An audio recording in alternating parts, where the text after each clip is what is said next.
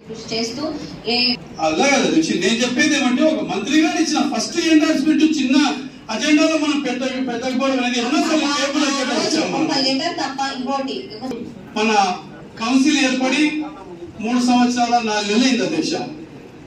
మాకేమంటే చాలా ఆరోపణలు ఉన్నాయి.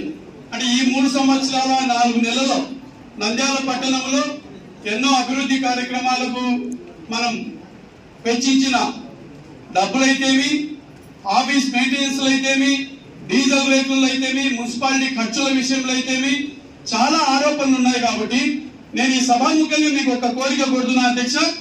ఈ మొత్తం ఈ 3 సంవత్సరాల 4 నెలల్లో నంద్యాల మున్సిపాలిటీ ఏమైతే ఖర్చు చేసిందో దాని అంతటి మీద ఒక విజిలెన్స్ ఎంక్వైరీ వేయాలని చెప్పి నేను ఈ సందర్భంగా కోరుతున్నా అధ్యక్ష. దీని మినిట్స్ బుక్ లో కూడా ఎంటర్ చేయాలా, ఖచ్చితంగా విజిలెన్స్ ఎంక్వైరీ చేపించి మనకు ఖచ్చితంగా మన తర్వాత ఆ రిపోర్ట్ కూడా మన కౌన్సిల్ ముందు పెట్టాలని చెప్పి నేను ఈ సందర్భంగా కోరుతున్నా అధ్యక్ష. ఎందుకంటే ఈ ప్రతి వార్డులో జరిగిన పనులైతేమి, మున్సిపాలిటీలో పెట్టిన ఖర్చులైతేమి, వర్కర్స్ విషయం అయితేమి మొదటి నుంచి కూడా 3 సంవత్సరాల 4 నుంచి మేము కూడా చాలా సార్లు చెప్పడం జరిగింది. ఎందుకంటే ఈ విధంగా ఈ పరిస్థితి ఉంది అనే ఉద్దేశంతోనే ఇండిపెండెంట్ గా గెలిచిన నేను కూడా ఒక తెలుగుదేశం ప్రభుత్వం మాత్రమే వీటన్నిటి రాష్ట్ర వ్యాప్తంగా ముందుకు తీసుకుపోగలదు. దేశ రాష్ట్రాన్ని అభివృద్ధి చెందాలన్నా, నంద్యాల పట్టణం అభివృద్ధి చెందాలన్నా, ఒక వార్డు అభివృద్ధి చెందాలన్నా ఒక తెలుగుదేశం ప్రభుత్వంలో మాత్రమే సాధించాల్సి వస్తుందని నేను తెలుగుదేశం పార్టీ నారా లోకేష్ గారి సమక్షంలో చేరాను అధ్యక్ష. కనీసం ఎప్పుడైనా కానీ ఒక పార్టీ కౌన్సిలర్ గా అడుగుతున్నా, మామూలు సాధారణ కౌన్సిలర్ కూడా అడుగుతున్నా, ఇప్పటి వరకు జరిగిన ప్రతి వర్క్ మీద ఖచ్చితంగా ఈ విషయాన్ని నేను మంత్రి గారి దృష్టికి కూడా తీసుకెళ్తున్నా. మంత్రి గారు ఇక్కడికి వచ్చినప్పుడు కూడా ఆయనకు రిప్రజెంటేషన్ ఇద్దాం.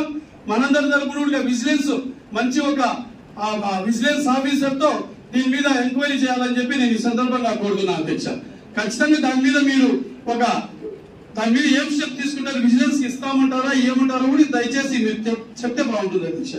310 నూనెపల్లి సర్వే నెంబర్ లో ఒక అపార్ట్మెంట్ కడుతున్నారు అధ్యక్ష.